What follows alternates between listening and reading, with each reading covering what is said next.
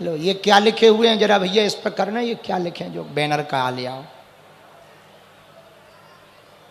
क्या लिखा है? हैं? बागेश्वर वाले बाबा हमसे दोस्ती कर लो। बेटा कहे तुमैया मिले थे हमें, तुमसे क्या, हम तो पूरी शिवपुरी से दोस्ती कर ले। कहाँ के हो? हैं? आओ मित्र आओ। अंग्रेजी में कहें फ्रेंड, फ्रेंड इधर आओ। फ्रेंड सही है।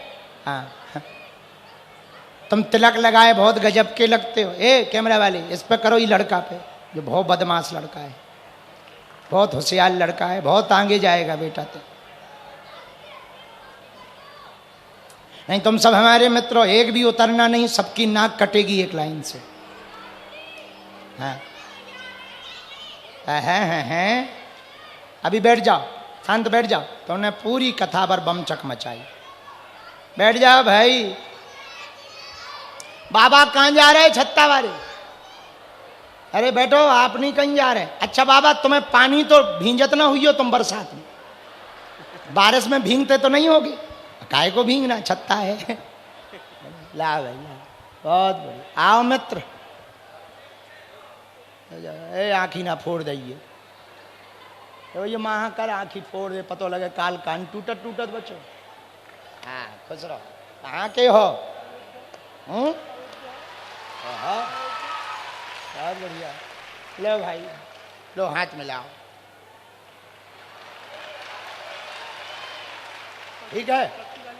अरे पक्की अब का कच्ची का बावन की कच्ची होत का ठटरी के बारे का चाइना का माल है। जा खुश रहे। क्या नाम है? नाम पता लिखवा जाओ तब तो दोस्ती है। झबरू झबरू नाम है तुम्हारा? चेंज करो। नहीं पहले नाम चेंज कर दिया। चेंज कर दिया? कब चेंज किया? ये 2 साल हो गए। 2 साल से झबरू हो। गबरू धल लो। चलो तुम्हारा नाम आज से झबरू गबरू। बहुत अच्छे, खुश रहो। लो तुमको हम एक किताब दे रहे मित्र, लो ये सनातन धर्म पढ़ना। एक माला पहना रहे। एक और किताब दे रहे साधु जी सीताराम, ये भी पढ़ना। ये भी हमारी लिखी हुई है, इसको भी पढ़ना बढ़िया। और गुलाब का फूल लो, 50 रुपया लो। अब पाँव पल लो। अब प्राण लोगे क्या बच्चे के? जा खुश रहो।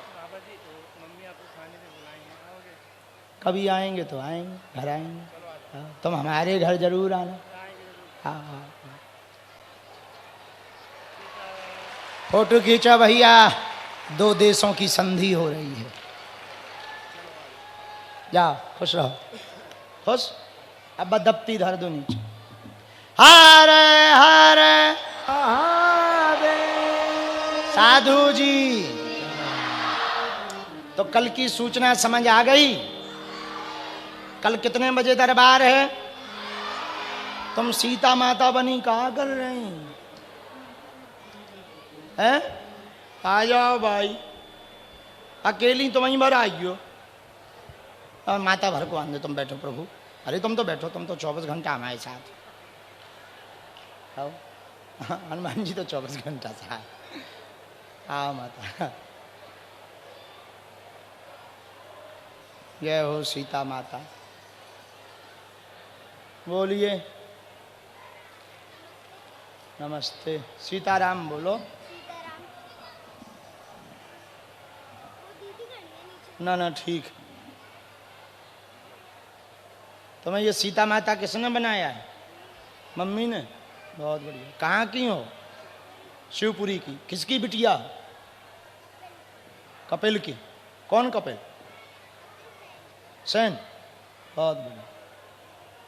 क्या हो माता, हमें आशीर्वाद दे दो।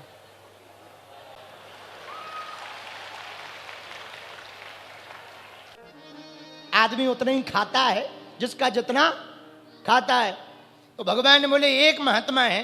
बोले कौन? बोले अगस्त मुनि जी। जानकी मैया बोली बुलाओ। राम जी ने निमंत्रण कर दिया, महाराज निमंत्रण है, घर आओ। अगस्त बाबा आ गए। भगवान ने इशारों से कहा प्रभु खूब खाना। जानकी मैया से कहा लो देवी जी, ये महात्मा है, इनका पेट भर करके भोजन करवाओ। यदि ये तृप्त हो गए तो समझो पृथ्वी तृप्त हो गई। इनको भर तृप्त करवाने से पूरी पृथ्वी को भोजन कराने का फल मिलता है। जानकी मैया बोली जय हो। जानकी मैया ने सोचा कितना खाएंगे, 5-6 से ज्यादा बड़बारी हुई है, थोड़ा ज्यादा बना लेते। 8-10 शेर बनाया, रखा, अगस्त मुनि के सामने परोसा। छोटी छोटी कटोरियों में सब्जी, दाल, प्रसादी, मेवा, पकवान, रबड़ी, मालपुआ जानकी मैया लेके आई। अगस्त बाबा बोले माता जी ये क्या है? बोले महाराज प्रसाद है, पाओ। अगस्त मुनि बोले मैया हम ये छोटी छोटी कटोरियों में नहीं पाते हैं, इतना तो कान में भी डाल दें तो पता ना चले। सीधा बड़ा बर्तन लाओ जिसमें बना है। जानकी मैया बोली महाराज पाओ तो कोई कमी नहीं है, भगवान की कृपा है, खूब है। महात्मा बोले ठीक है। महात्मा ने पाया नहीं, पूरा उठाया, एक बार में ही पूरा सटका गए। जानकी मैया मुड़ नहीं पाई और पूरा पत्तल साफ। मैया से बाबा बोले और ले आओ। मैया को लगा ये तो खूब खाते हैं। जितना था रसोई में जल्दी जल्दी पूड़ी मालपुआ ले लेके आवे और ज्यों रखें महाराज मुड़ ना पाए और वो पा जाए। पूरे दिन भर रसोई चली, दिन भर कढ़ाई चली और बाबा दिन भर खाते रहे। जानकी मैया ने कहा आज ठीक ठाक खाने वाले महात्मा मिल गए, लेकिन इतना भी नहीं खाना चाहिए। क्या किया जाए? गणेश जी को बुलाया, रिद्धि सिद्धि को बुलाया। गणेश जी बोले माता आज्ञा। जानकी मैया बोली आज्ञा कुछ नहीं है, एक खाने वाले महात्मा आ गए, हमारी बनाने में मदद कर।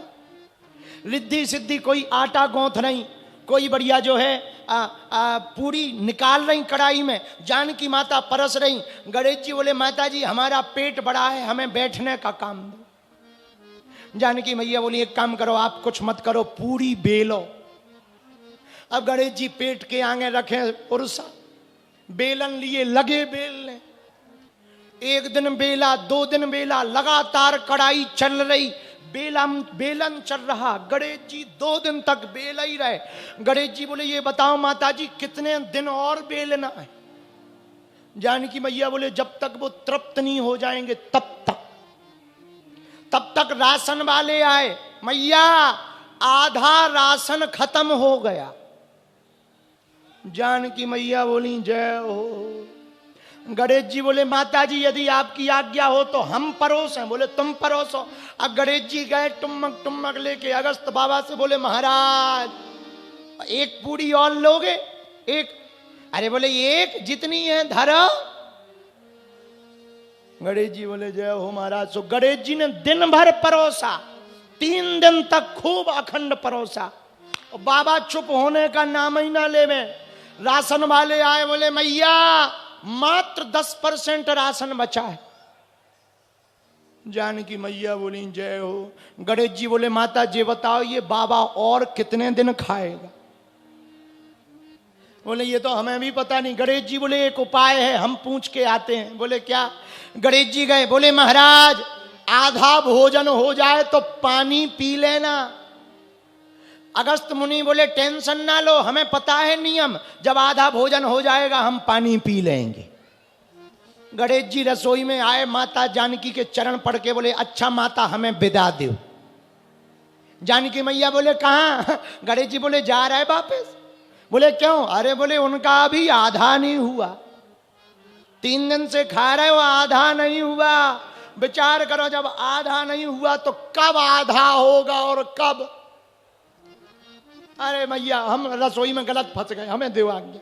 जानकी मैया बोली रुको रुको थोड़ा रुको, कुछ उपाय कर रहे, रुको। गणेश जी रुक गए। जानकी मैया राम जी के पास गई, बोले प्रभु अब की बार ऐसे महात्मा बुला दे जो खा रहे, 4 दिन से खा रहे, राम जी बोले आप ही तो कह रहे थे। बोले प्रभु अब हम समझ गए, अब नहीं कहेंगे, क्षमा करो। राम जी बोले अभी उपाय करते हैं। राम जी आए, अपने हाथों से एक टिक्कड़ बनाया, तुलसी दल रखा, इशारा कर दिया, बाबा इतने में ही संतुष्ट हो जाओ, अब राशन खत्म हो गया है। अगस्त मुनि ने डकार ली, बस मैया आनंद है, परिपूर्ण है, तृप्त हो गए, अब जल ले आओ। गणेश जी ने दौड़ लगाई। तो राम जी बोले कहां जा रहे? गणेश जी बोले जब ये 4 दिन खाते रहे तो पानी का तो पता ही नहीं कितने दिन पिए। राम जी बोले नहीं नहीं, भागने की आवश्यकता नहीं है, ये अभी जल नहीं पिएंगे। बोले कब? बोले द्वापर युग में जब हम कृष्ण अवतार लेकर आएंगे, जब इंद्र मूसलाधार बारिश करेगा, तब उस जल को ये पी करके अपनी प्यास को बुझाएंगे। वही हुआ। ब्रज में खूब मूसलाधार बारिश हुई, पर इंद्र ने आके देखा एक बूंद नहीं। बोले क्यों? बोले अगस्त बाबा पूरा पी गए। बोलो सीताराम। बाद में इंद्र समझ गया ये कोई साधारण नहीं है, साक्षात नारायण ही है। इंद्र भी भगवान की शरण में आया। बोलो जय जय। इन 7 दिनों तक जब भगवान गोवर्धन पर्वत को धारण किए थे, तब एक घटना और घटी, वो हम सुनाना चाह रहे। बड़ी अच्छी घटना घटी। गोवर्धन पर्वत लीला के पहले एक नई नई गोपी का विवाह वृंदावन में हुआ।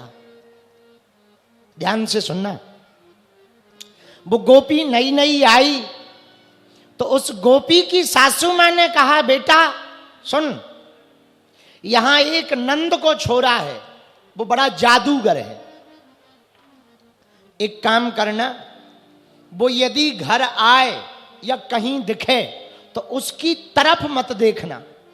वो इतना जादूगर है कि किसी की तरफ यदि भर नजर देख दे तो वो फिर पागल हो जाता, उसी की रटना रटने लगती, उसी का नाम लेती रहती, उसी के बारे में बात करती। और उसने पूरे ब्रज की गोपांगनाओं को पागल कर रखा। और सुन, तू उसके चक्कर में मत पड़ना। और नई नवेली दुल्हन थी, वो नई नई गोपी, बिचारी बहू थी, करे क्या? सासू मां से बोली जो माँ जी आज्ञा। तब तक नंद आई। सुनो भाभी, नंद को छोरा बड़ो जादूगर है, चमत्कारी है, ये जिसकी तरफ देख लेता है वो पागल हो जाता है। आज कल में वो घर जरूर आएगा, मुंह देखेगा, तुम उसके सामने मुंह ढक करके बैठ जाना, उसकी तरफ मत देखना। बोले ठीक है। भगवान आए। भगवान की तो आदत थी, अरे ओ मैया, मैंने सुनो है तोरे घर पे नई नई कोनो गोपी आई है। हाँ लाला आई तो है, आ बैठ। सासू माँ ने स्वागत किया।